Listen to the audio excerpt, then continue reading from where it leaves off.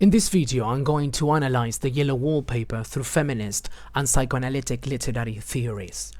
Written by Charlotte Perkins Gilman, a pioneer feminist writer and social reformer, the story reveals the psychological and social consequences of women's suppression in the 19th century. Gilman critiques the narrow roles assigned to women and explores powerful themes like mental health, autonomy, and identity. On the surface, the plot seems simple. A woman is confined to a room by her husband, a doctor, who insists she's unwell and forbids her from writing. Cut off from creative and intellectual expression, she becomes obsessed with the disturbing patterns in the yellow wallpaper.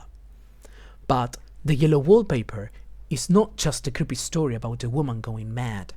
Through the lens of feminist literary theory, it becomes a powerful critique of how patriarchal systems silence women and dictate their realities.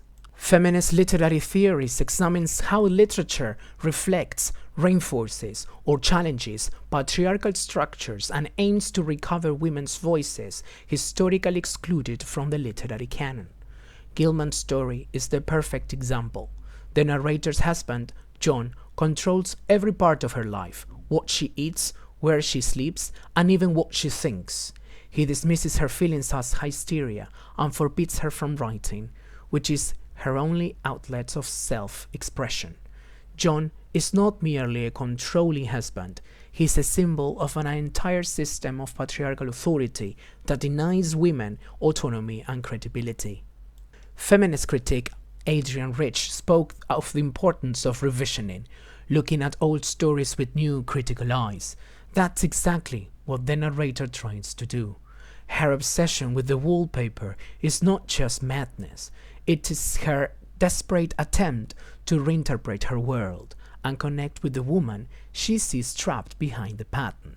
For Rich, this act of revision is more than literary analysis, it is an act of survival.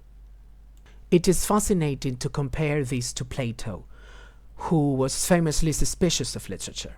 In The Republic, he argued that fiction is just imitation, a distraction that stirs emotions and pulls people away from rational truth. He even suggested censoring art because it might corrupt the soul.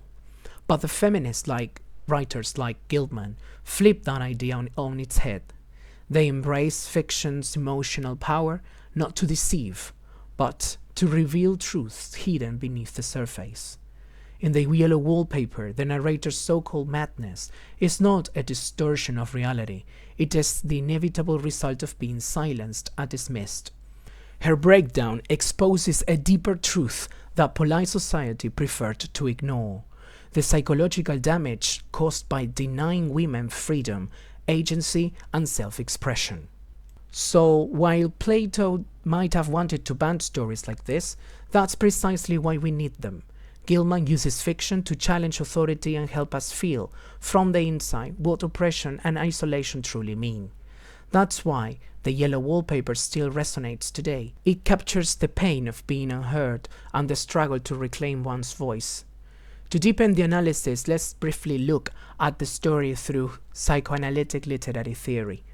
Drawing on Freud, this approach explores how unconscious desires, fears, and repressed emotions shape human behavior and literature.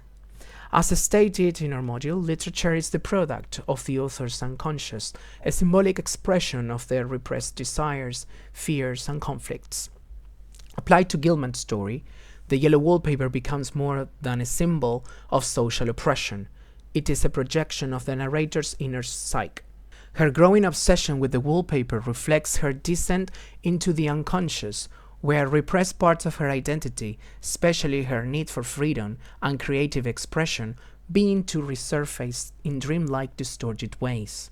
The creeping woman she sees trapped behind the wallpaper can be read as a manifestation of her own repressed self, struggling to break free. Freud argued that repressed emotions often return as neurotic symptoms. In this story, the narrator's madness isn't senseless. It's her mind's symbolic rebellion against emotional and psychological imprisonment. In the end, The Yellow Wallpaper isn't just a haunting psychological tale. It's a feminist act of resistance. It's a story about breaking through the patterns that confine us, and ultimately refusing to stay silent.